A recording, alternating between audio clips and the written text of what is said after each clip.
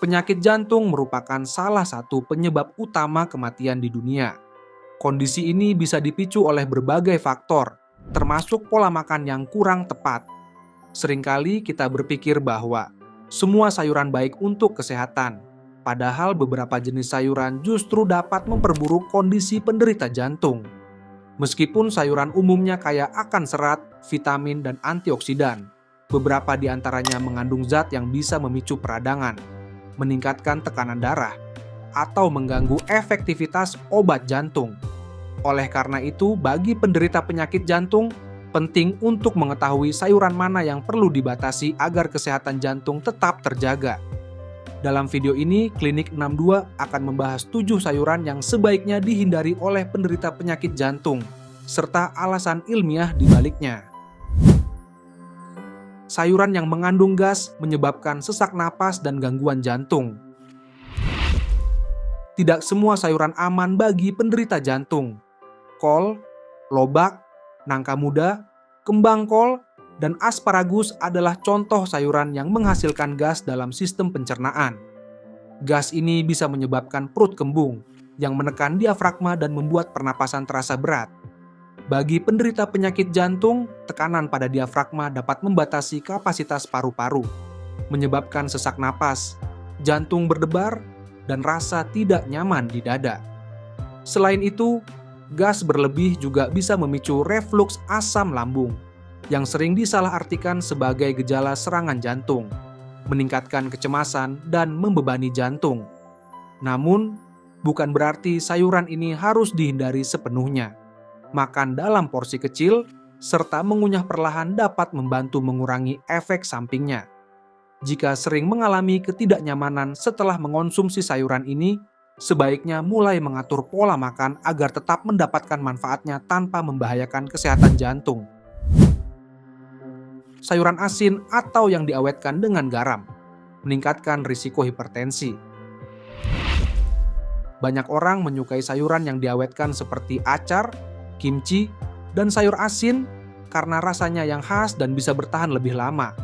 Namun, di balik kelezatannya, makanan ini mengandung kadar natrium yang sangat tinggi akibat proses pengawetan dengan garam. Bagi penderita penyakit jantung, asupan garam berlebihan dapat menyebabkan retensi cairan, yang meningkatkan tekanan darah dan membebani kerja jantung. Jika dibiarkan, kondisi ini bisa memicu gagal jantung, stroke, atau serangan jantung. Mengurangi konsumsi sayuran asin sangat disarankan. Jika tetap ingin menikmatinya, pilih yang rendah natrium, bilas dengan air sebelum dikonsumsi, atau buat sendiri dengan garam yang lebih sedikit. Cara ini membantu mengurangi risiko lonjakan tekanan darah dan tetap menjaga kesehatan jantung. Sayuran yang mengandung purin tinggi memicu peradangan dan meningkatkan tekanan darah. Beberapa sayuran seperti bayam, asparagus, dan jamur mengandung purin tinggi, yaitu senyawa yang dapat meningkatkan kadar asam urat dalam tubuh. Asam urat yang berlebihan tidak hanya berisiko menyebabkan gout, tetapi juga dapat memicu peradangan dan meningkatkan tekanan darah, yang menjadi ancaman serius bagi penderita penyakit jantung. Studi menunjukkan bahwa kadar asam urat yang tinggi berkaitan erat dengan peningkatan risiko hipertensi dan penyakit kardiovaskular.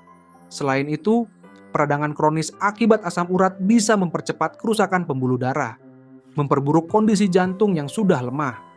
Bukan berarti bayam dan asparagus harus dihindari sepenuhnya, tetapi konsumsinya harus dibatasi dan dikombinasikan dengan makanan lain yang membantu menetralkan kadar asam urat, seperti buah-buahan kaya vitamin C dan air putih yang cukup. Jika memiliki riwayat asam urat dan penyakit jantung, berkonsultasi dengan dokter mengenai pola makan yang aman adalah langkah terbaik. Sayuran kalangan mengandung natrium dan bahan tambahan yang berbahaya. Sayuran dalam kemasan kaleng seperti jagung, kacang polong, dan jamur kalengan sering menjadi pilihan praktis karena lebih tahan lama dan mudah diolah.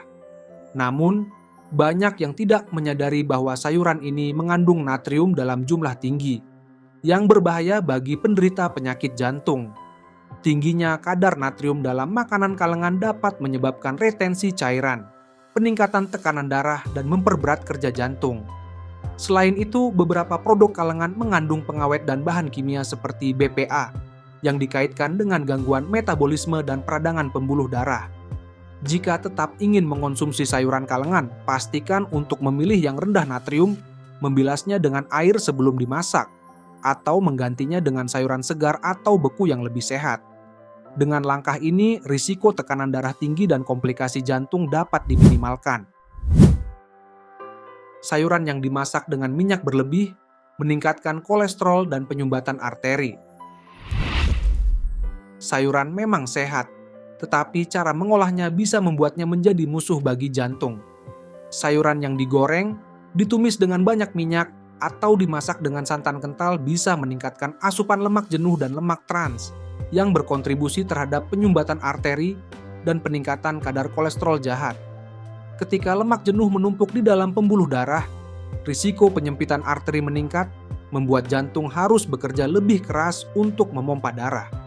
Ini dapat memperburuk kondisi bagi penderita penyakit jantung dan meningkatkan risiko serangan jantung atau stroke.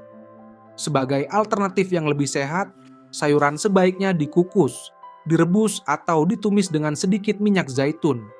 Jika ingin menambahkan rasa, gunakan rempah alami seperti bawang putih, kunyit, atau jahe yang justru memiliki manfaat bagi kesehatan jantung. Dengan begitu, kita tetap bisa menikmati manfaat sayuran tanpa meningkatkan risiko penyakit kardiovaskular. Sayuran hijau kaya vitamin K bisa mengganggu efektivitas obat jantung. Sayuran hijau seperti bayam, brokoli, kale, dan kubis dikenal sangat kaya akan vitamin K yang berperan penting dalam proses pembekuan darah. Namun, bagi penderita penyakit jantung yang mengonsumsi obat pengencer darah seperti warfarin, asupan vitamin K yang berlebihan dapat mengurangi efektivitas obat, sehingga meningkatkan risiko pembekuan darah yang tidak terkontrol.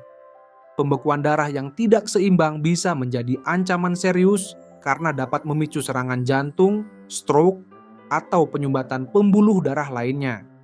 Oleh karena itu, penderita jantung tidak perlu menghindari sayuran hijau sepenuhnya, tetapi harus mengonsumsinya dalam jumlah yang stabil setiap hari agar kadar vitamin K dalam tubuh tetap seimbang dan tidak mengganggu kerja obat. Jika Anda rutin mengonsumsi obat pengencer darah, sebaiknya konsultasikan dengan dokter mengenai jumlah sayuran hijau yang aman dikonsumsi. Dengan pengaturan pola makan yang tepat, manfaat dari sayuran hijau tetap bisa didapatkan tanpa membahayakan kesehatan jantung. Dengan topping tidak sehat, menyebabkan peningkatan kolesterol dan tekanan darah. Sayuran sering dianggap sebagai makanan sehat, tetapi tambahan topping seperti keju, daging asap, saus krim, atau mayones bisa mengubahnya menjadi makanan yang berbahaya bagi penderita penyakit jantung. Lemak jenuh dan garam tinggi dalam topping ini dapat meningkatkan kadar kolesterol jahat, menyebabkan penyumbatan arteri, serta memicu hipertensi. Sebagai gantinya, pilihlah topping yang lebih sehat, seperti kacang almond, biji chia, atau minyak zaitun, yang tetap memberikan rasa lezat tanpa membahayakan jantung. Dengan sedikit penyesuaian, Anda tetap bisa menikmati sayuran yang sehat tanpa meningkatkan risiko penyakit kardiovaskular. Meskipun sayuran adalah bagian penting dari pola makan sehat, penderita penyakit jantung harus lebih selektif dalam memilih jenis dan cara pengolahannya. Beberapa sayuran seperti kol, lobak, sayuran asin, bayam, dan kala bisa memperburuk kondisi jantung jika dikonsumsi dalam jumlah berlebihan. Selain itu, sayuran yang digoreng, diawetkan, atau dikemas dalam kaleng juga bisa meningkatkan risiko hipertensi dan penyumbatan pembuluh darah. Namun, ini bukan berarti penderita jantung tidak boleh makan sayuran sama sekali. Kuncinya adalah membatasi konsumsi sayuran yang berisiko, memilih cara pengolahan yang lebih sehat, serta tetap memperhatikan keseimbangan nutrisi secara keseluruhan. Jika informasi ini bermanfaat, jangan lupa untuk mengikuti Klinik 62 agar tidak ketinggalan berbagai tips kesehatan lainnya.